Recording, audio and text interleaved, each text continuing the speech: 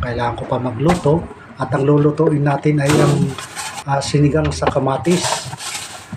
Ayan.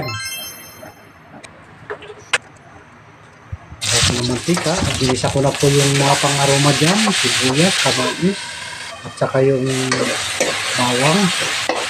Kailangan natin durugin yung kamatis. Ang kamatis po ang magsisilbing pang-asin natin. Ayan. Lagyan ko po ng tubig. Papakuloy po yan. Haluin ng konti. Takpan. Lagay ko na po yung pangsigang na sili. Lagyan ko paminta. At dahil nga pangsigang ito, nilagay ko yung sariling version ko po. Nilagyan ko po ng okra. Saka nilagay ko na po ng talbos ng kangkong. Takpan. Pakuloy na. Ayan. Haluin ng konti. Kunting halo lang para hindi madurog. At ito, malapit na ito maluto mga buddy. Tinimplahan ko na po ng asin at saka yung pampaiksi ng buhay, yung Ajinomoto.